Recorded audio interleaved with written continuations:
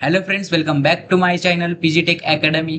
तर मित्रांनो, C लँग्वेजचा paper हा झाला तुमचा 11 तारखेला झाला. पण मित्रांनो, सी लँग्वेजचा पेपर हा हार्ड होता का इझी होता? हा हार्ड होता का इझी होता? हे तुम्ही तुमच्या मनाला प्रश्न विचारा मित्रांनो.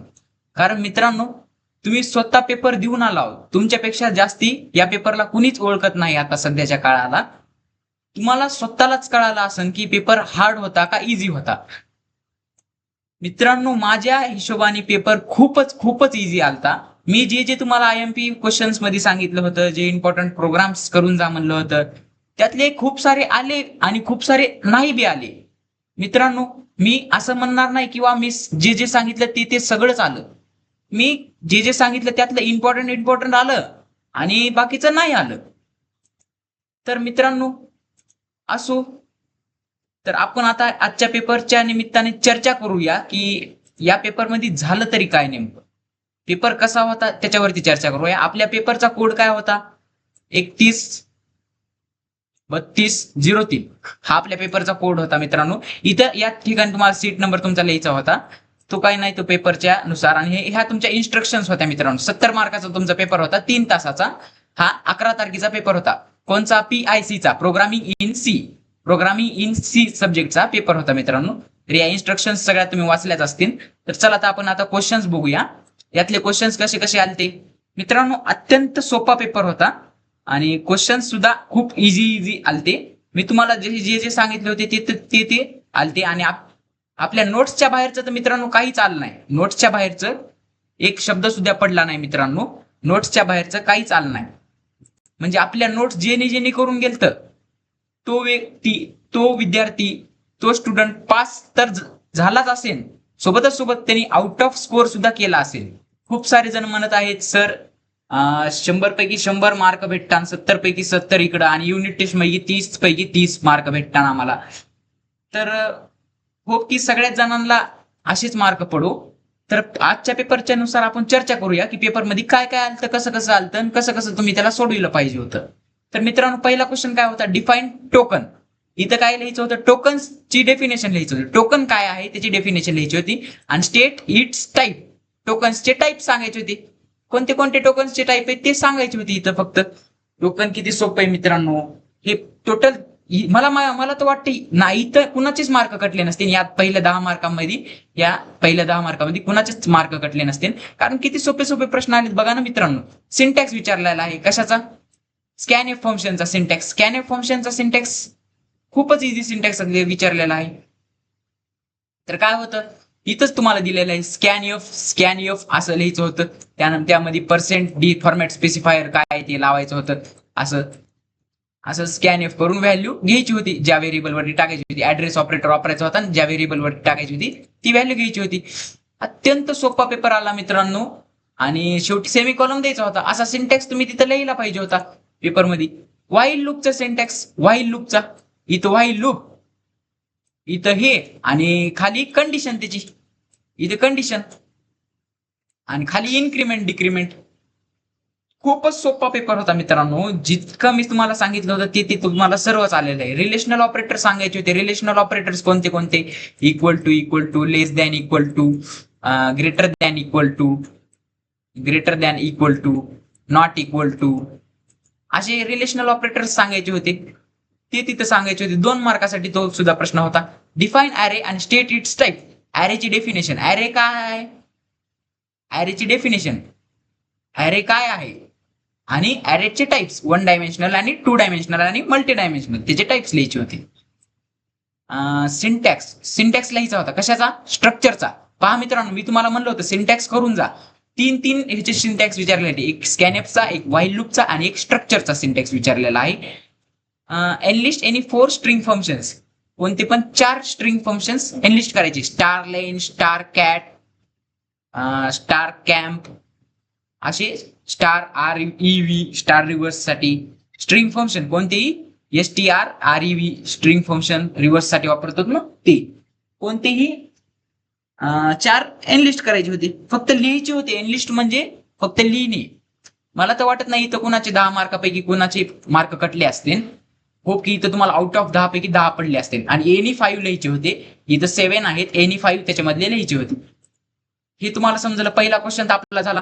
दुसऱ्या क्वेश्चन मध्ये काय आलं पहा मित्रांनो, दुसऱ्या क्वेश्चन मध्ये काय आलं, describe data type conversion with example. मित्रांनो विथ एक्झाम्पल म्हणजे एवढं काही घाबरायची गोष्ट नाही. एक्झाम्पल सांगा म्हणजे एवढं काही घाबरायची गोष्ट नाही.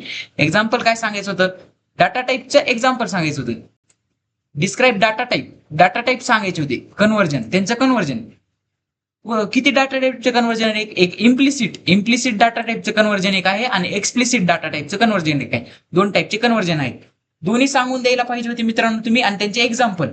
ह्याचं एक्झाम्पल म्हणजे इम्प्लिसिटचा प्रोग्राम आणि एक्सप्लिसिटचा प्रोग्राम तुम्ही तिथं लिहायला पाहिजे होतं. थोडीशी थिअरी इम्प्लिसिटची, थोडीशी थिअरी एक्सप्लिसिटची, आणि त्यांचा प्रोग्राम असा तुम्ही पेपरमध्ये लिहायला पाहिजे होता. इथं मग तुम्हाला 2 मार्क ह्या थिअरीचे आणि 2 मार्क प्रोग्रामची, असे एक्झाम्पलचे 2 मार्क, टोटल 4 मार्काला क्वेश्चन होता हा. स्विच केस स्टेटमेंटवर लिहायचा होता, त्याचा सिंटॅक्स आणि एक्झाम्पल. स्विच केसचा सिंटॅक्स लिहायचा होता आणि एक्झाम्पल लिहायचा होता. स्विच केस बद्दल एखादी लाईन थोडीशी थिअरी म्हणून लिहायची होती, त्याचा सिंटॅक्स लिहायचा होता स्विच केसचा. आणि एक्झाम्पल मध्ये तुम्ही वॉवेल्सचा प्रोग्राम टाकून दिला असता तरी चालला असता. स्विच केस म्हणजे ही केस झाली की ही केस झाली की ही केस झाली की ही. चेक करायचं ए आहे का, एंटर कॅरेक्टर ए आहे का, नाही. ई आहे का, नाही. आय आहे का, नाही. ओ आहे का, नाही. यू आहे का, नाही. असं स्विच केस, इथून स्विच होणार, इथून स्विच होणार, इथून स्विच होणार, इथून स्विच होणार.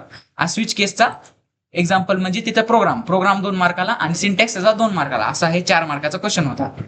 Explain 1 dimensional array with its syntax and example. 1 dimensional ॲरेचा सिंटॅक्स लिहायचा होता आणि त्याचा एक्झाम्पल लिहायचं होतं. खूपच सोपा आहे हा पण. आणि पॉइंटर अरिथमॅटिक कोणते, प्लस मायनस, मल्टिप्लिकेशन, डिव्हिजन, हे पॉइंटर थ्रू करायचे होते. पॉइंटर व्हेरिएबल वापरून करायचे होते.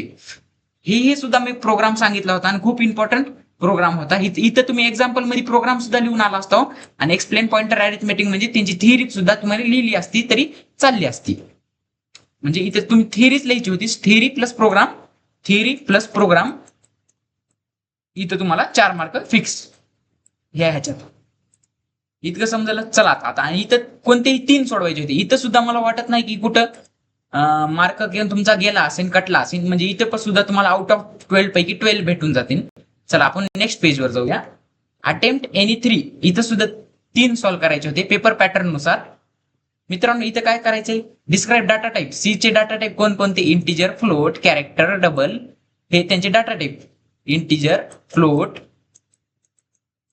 कॅरेक्टर आणि डबल, आणि त्यांची मेमरी साईज सांगायची होती. मेमरी साईज इंटिजरचं काय आहे, 2 बाईट. फ्लोटचं काय आहे, 4 बाईट. कॅरचं काय आहे, 3 बाईट. आणि डबलचं काय आहे, 8 बाईट.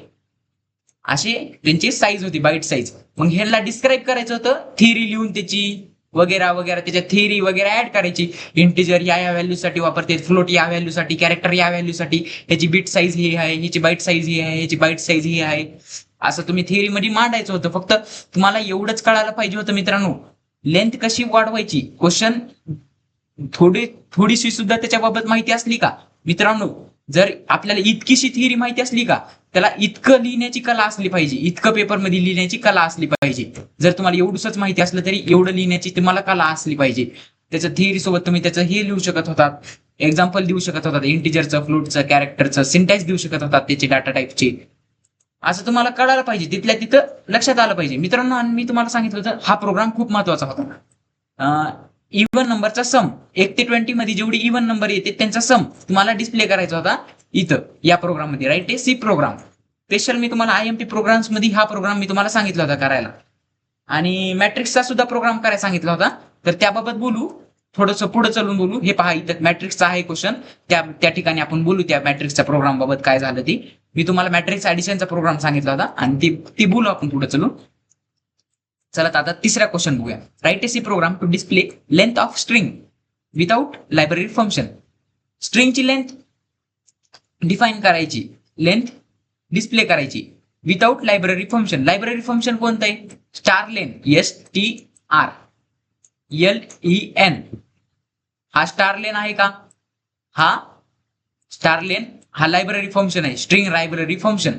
तर मित्रांनो विदाउट म्हणजे ह्याचा वापर न करता, या स्टारलेन फंक्शनचा वापर न करता स्ट्रिंग कशी फाइंड आउट करणार आपण, लेंथ कशी फाइंड आउट करणार मित्रांनो. मित्रांनो तुम्हाला माहिती का, साईज ऑफ ऑपरेटर एक नावाचा ऑपरेटर होता.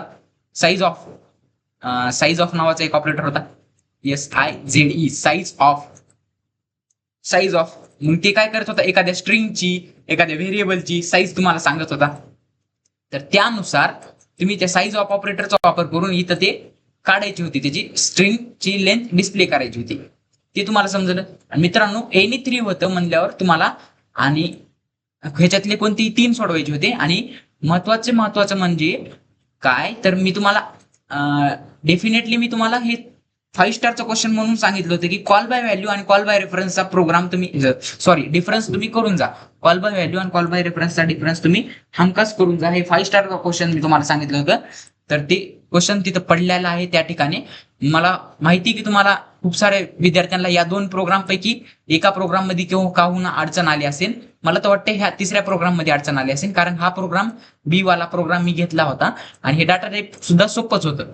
इथं सुद्धा 12 पैकी 12 तुम्हाला कंप्लीट पडायला पाहिजेत मित्रांनो. 12 पैकी 12 तुम्हाला मार्क्स भेटायला पाहिजेत. होप. तर आता आपण पुढे चलूया. ह्या 4 मार्काच्या क्वेश्चन पैकी, 4 मार्काच्या क्वेश्चन मध्ये 5 पैकी कोणतेही 3 सोडवायचे होते. 5 क्वेश्चन आहेत टोटल, त्यापैकी कोणतेही 3. मित्रांनो मग त्यापैकी 3 सोडवायचे होते म्हणल्यावर तुम्हाला हा डिफरन्स, व्हाईल लूप आणि डू व्हाईल लूपचा डिफरन्स पण मी तुम्हाला करायला सांगितलं होता. तो डिफरन्स एक तुम्ही सोडविला असेल. आय होप जास्तीत जास्त जणांनी हे सुद्धा डिफरन्स सोडला असेल. त्यानंतर खूप साऱ्या जणांनी पॉइंटरचा केला असेल प्रोग्राम, आणि खूप साऱ्या जणांनी या 3 पैकी कोणताही एक केला असेल. ज्या लोकांनी मॅट्रिक्सचा प्रोग्राम केला होता, 3x3 मॅट्रिक्सचा ऍडिशन, 3x3 मॅट्रिक्सचा ऍडिशन, 3x3 मॅट्रिक्सचा ऍडिशन चा प्रोग्राम केला होता त्यांनी, त्या लोकांना हा प्रोग्राम आला असेल. हा प्रोग्राम लिहिता आला असेल. कसं काय सांगतो मी तुम्हाला. मॅट्रिक्सच्या प्रोग्राम मध्ये काय केलं आपण, 3x3 मॅट्रिक्स घेतलं, इकडून 3x3 मॅट्रिक्स घेतलं, इथून 3x3 मॅट्रिक्स घेतलं.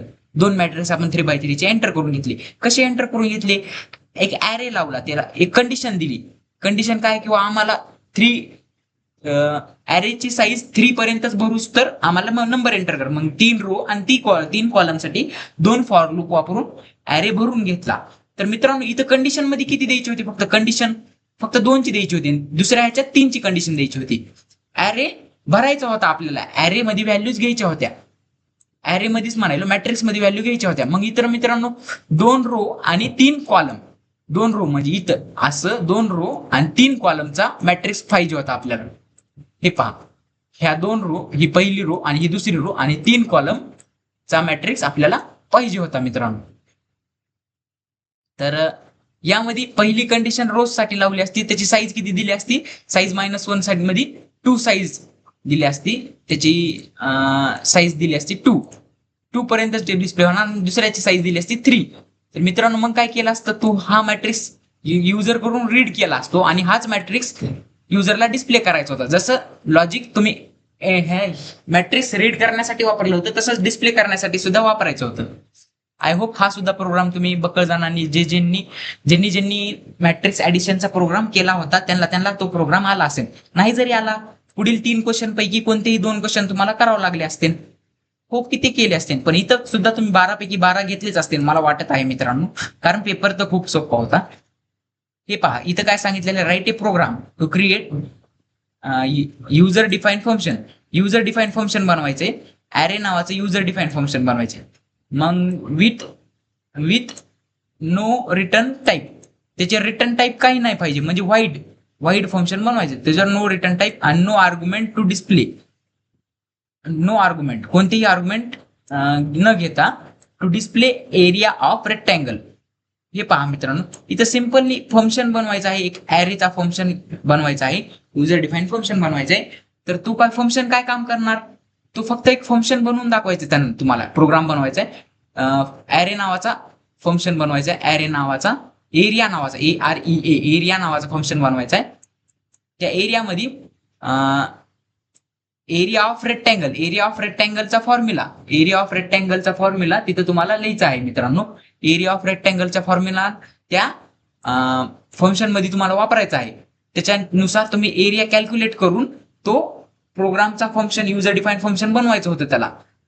होप की तुम्ही हा युजर डिफाईन फंक्शनचा सुद्धा प्रोग्राम तुम्ही केला असेल. फक्त इथं या प्रश्नामध्ये काय गरजेचं आहे, फंक्शन बनवायचं आहे आपल्याला एक, हे लक्षात ठेवायचं. आणि एरिया ऑफ रेक्टँगलचा फॉर्म्युला लक्षात असायला पाहिजे होता. ज्यांना लक्षात होता त्यांनी तर हा प्रोग्राम केला असेल, तर त्यांनी नाही केला तर चला पुढचा प्रोग्राम आहे. Write a program to display read 5 numbers in array मध्ये 5 नंबर्स रीड करायचे आणि डिस्प्ले करायचे युझिंग पॉइंटर. 5 नंबर रीड करायचे, ॲरे मधली 5 नंबर रीड करायचे. इथं 10, 20, 30, 40, 50 असे 5 नंबर रीड करायचे आणि त्यांना डिस्प्ले करायचे युझिंग पॉइंटर. पॉइंटर ॲरे बनवायचा होता, पीटीआर नावाचा पॉइंटर ॲरे बनवायचा होता. त्याच्यामध्ये 10 व्हॅल्यू घ्यायच्या होत्या आणि त्याला डिस्प्ले करायच्या होत्या.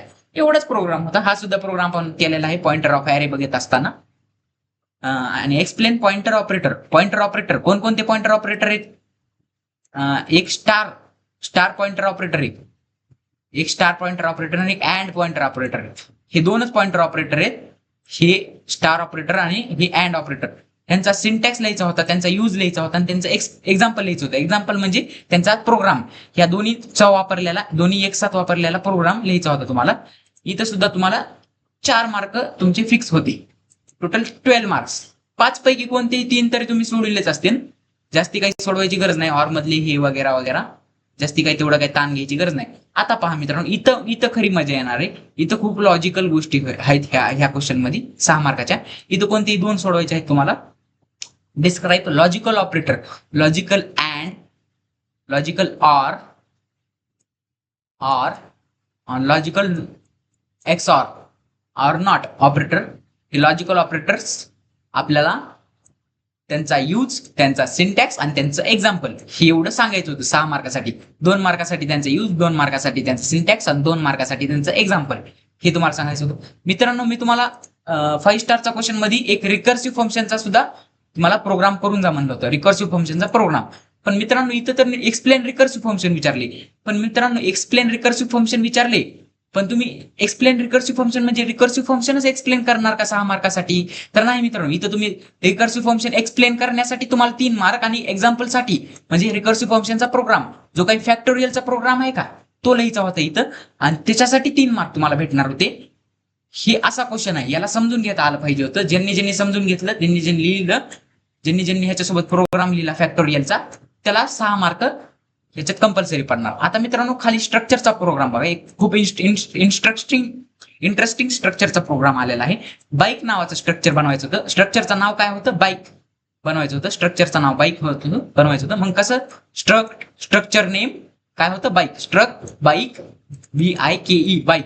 त्याचे ऍट्रिब्यूट्स काय बनवायचे होते, CC, त्याची CC बनवायची होती. CC काय राहते, ऍव्हरेज काय राहते, ऍव्हरेज फ्लोट मध्ये येईल. CC काय इंट मध्ये येते का, इंट मध्ये येते का हे मला माहित नाही. CC काय राहते म्हणून मला काय सांगता येणार नाही. INT इंट मध्ये येते बहुतेक. त्याचं मॉड्यूल म्हणजे काय, कॅरेक्टर मध्ये, CHAR कॅरेक्टर मध्ये. का, मॉड्यूलचं नाव असते ना, मग ते नाव कॅरेक्टर ॲरे मध्ये स्टोअर होणार, स्ट्रिंग मध्ये स्टोअर होणार. मग CC इंट मध्ये घ्या, इंट मध्ये CC घ्या, कॅर मध्ये मॉड्यूल घ्या आणि ऍव्हरेज पॉइंट मध्ये घ्या म्हणजे फ्लोट मध्ये FLOAT. म्हणजे इंट, कॅर, फ्लोट तिन्ही यूज झाले. रीड करायचे आणि डिस्प्ले करायचे data for 2 bike using pointer. पहा, युझिंग पॉइंटर म्हणलं की हा कन्सेप्टच बदलून जातो. पॉइंटर टू स्ट्रक्चर हा प्रोग्राम बनून जातो. हा पॉइंटरचा वापर करून हा प्रोग्राम तुम्हाला लिहायचा होता. मग ही मॉडेल कशामध्ये, कॅर मध्ये, हे CC इंट मध्ये लिहिलं आणि हे फ्लोट मध्ये लिहिलं. चला, CC तर मला माहित नाही, इंट बहुतेक इंट मध्येच असन. चला बघूया, जे काय असेल तुम्ही कमेंट मध्ये करेक्ट करा मला. तर चला, हे इथं सुद्धा तुम्हाला 6 मार्क पडत होते जर तुम्ही पॉइंटरचा वापर करून तुम्ही केला असेल तर. मित्रांनो, अत्यंत पेपर सोपा होता. टोटल मी जे 5 युनिट युट्यूब वरती शिकविलेले आहेत, युट्यूब वरती ह्याचे लेक्चर्स मी अवेलेबल करून दिलेले आहेत 5 तिथं तुम्हाला लक्षात येऊन जाईल की पेपर, ते जर सगळे लेक्चर्स केले असतील तर तुम्हाला लक्षात येऊन जाईल की पेपर किती सोपा होता. एक्सप्लेन स्ट्रक्चर ऑफ सीचं स्ट्रक्चर आधी डॉक्युमेंटेशन, त्यानंतर त्याचं इंटिजर, त्यानंतर मेन फंक्शन काय काय काय काय ब्ला ब्ला ब्ला ब्ला बक्कळ काय होतं इथं डॉक्युमेंटेशन ऑफ सी मध्ये. मोठा आन्सर लिहायचं होतं, त्याचं एक्झाम्पल द्यायचं होतं, त्याचं डॉक्युमेंटेशनचं स्ट्रक्चर काढायचं होतं. मित्रांनो, यामध्ये तुम्हाला 6 मार्क पडले असते. इथं तुम्ही डायग्राम जरी काढली असते, ती वाली जी स्ट्रक्चर ऑफ सीची आहे ती सुद्धा चालली असती. इथं इतिहास सुद्धा सांगितला असता तुम्ही सीचा तरी चांगला चालला असता. कोणी डेनिस रिचनी ती बनविल ती सी लँग्वेज वगैरे वगैरे, कोणती लॅबोरेटरीमध्ये बनविल ती युएसएच्या, ती लॅबोरेटरीचं नाव घेतलं असतं तरी चाललं असतं, इथं थेरीमध्ये इथं काही टाकलं असतं तरी चाललं असतं, पण स्ट्रक्चर तुमचं बरोबर आलं पाहिजे होतं. डिक्लेअर स्ट्रक्चर, एम्प्लॉई नावाचा स्ट्रक्चर बनवायचा होता विथ आयडी. आयडी कशामध्ये? इंटिजर मध्ये. नेम कॅर मध्ये. सॅलरी पण इंटिजर मध्ये घ्या. Read and display data for 6 employees using array of structure variable. Array of स्ट्रक्चरचा वापर करून 6 एम्प्लॉईज साठी ह्या 3 ऍट्रिब्यूट्स डिस्प्ले करायचे होते. कोणती? आयडी, एम्प्लॉईचं नेम आणि एम्प्लॉईची सॅलरी. हा सुद्धा प्रोग्राम बघितला होता. फक्त इथं आपण 5 एम्प्लॉई साठी बघितलं होतं. फक्त इथं कंडिशन मध्ये देताना, फॉर लूपच्या कंडिशन मध्ये देताना 6 एम्प्लॉई साठी करायचं होतं. त्याची कंडिशन देताना 6 द्यायची होती. इथपर्यंत समजलं मित्रांनो. आता स्कोप ऑफ व्हेरिएबल पहा, किती सोपा प्रोग्राम आहे मित्रांनो ह्याचा. स्कोप ऑफ व्हेरिएबलचा एक लोकल व्हेरिएबल असते, एक असते आणि एक ग्लोबल व्हेरिएबल एक असते. 2च व्हेरिएबल असतात. लोकल व्हेरिएबल हा इंट मेनच्या बाहेर काम करतो. ग्लोबल व्हेरिएबल हा इंट मेनच्या बाहेर काम करतो, याची व्हॅल्यू 10, आणि ग्लोबल व्हेरिएबल हा इंट मेनच्या मध्ये काम करतो, याची व्हॅल्यू 5. या इंट मेन फंक्शनच्या मध्ये काम करतो. हे सांगायचं होतं. इथं एक्झाम्पल द्यायचं देताना प्रोग्राम द्यायचा होता. ह्याचीच मोठी भली मोठी थेअरी लिहायची होती, त्याचा सिंटॅक्स लिहायचा होता. तिच्या नोट्स मधून तुम्ही आपले नोट्स फॉलो केले असतील तर त्यामध्ये सगळं step by step answer, step by step wise होतं सगळं आन्सर. झाला पेपरच झाला मित्रांनो तुमचा. आता मित्रांनो मला सांगा, यामध्ये काहीतरी अवघड होतं का मित्रांनो? या पूर्ण पेपरमध्ये काहीतरी अवघड होतं का मित्रांनो? चला, तुम्ही ऑर मध्ये सोडून दिले तरी तुम्हाला कमीत कमी 60+ तर मार्क पडायला पाहिजे. 60+ तर आउट ऑफ 10 मार्क पडायला पाहिजे. 60+. तर मित्रांनो होप की तुम्हाला 60+ पडले असतील. जर नाही पडले असतील, समजा तुमचा बॅक राहत असेल, तरी टेन्शन घेऊ नका. युट्यूब वरती आपली प्लेलिस्ट अवेलेबल आहे. 5ला 5 युनिट मी तुम्हाला शिकलेले आहे. त्यामध्ये बेसिक्स ऑफ सी, त्यानंतर डिसिजन स्टेटमेंट्स, त्यानंतर 3रा युनिट ॲरेचा, 4था युनिट काही ते स्ट्रक्चरचा आणि फंक्शनचा, आणि 5वा युनिट पॉइंटरचा. असे टोटल 5ला 5 युनिट मी तुम्हाला शिकलेले आहेत आपल्या या पीजीटेक अकॅडमीवरती. पीजीटेक अकॅडमीवरला चॅनलला सबस्क्राईब करा आणि त्याच्या प्लेलिस्ट मध्ये जाऊन तुम्ही चेक करा, किंवा आपण त्याच्यामध्ये सी लँग्वेजची एक प्लेलिस्टच बनवून ठेवली. त्या प्लेलिस्ट नुसार तुम्ही जर ते सगळे लेक्चर्स फॉलो केले असतील, वेळोवेळी मी तुम्हाला IMPs दिलेले आहे, त्या IMPs जर फॉलो केल्या असतील तर तुम्हाला हा पेपर काहीच वाटणार नाही मित्रांनो. हा पेपर अत्यंत सोपा होता. चला तर मग आजचं लेक्चर तर संपवितो मी इथंच, आणि इथून पुढच्या लेक्चरमध्ये आपण C++ आणि DSU बाबत चर्चा करणार आहोत. त्याचं सुद्धा मी तुम्हाला एक इंटरेस्टिंग बॅच शेड्यूल सांगणार आहे, तर त्याची सुद्धा चर्चा लवकरात लवकर करूया. होप की तुम्हाला आजचा पेपर सोपा गेला असेल, आणि सोपा गेला असेल तर आपल्या चॅनलला लाईक करा, शेअर करा, सबस्क्राईब करा. इथून पुढे MSBTचे कंटेंट असेच येत राहतील या चॅनलवरती, आणि रिझल्टच्या बाबतीत सुद्धा इन्फॉर्मेशन तुम्हाला भेटून जाईल वेळोवेळी. होप की तुम्हाला आजचं हे पेपर अनालिसिस सर्व समजलं असेल. हे 2026चा पेपर आहे बरं का. पेपर अनालिसिस समजलं असेल. Bye bye.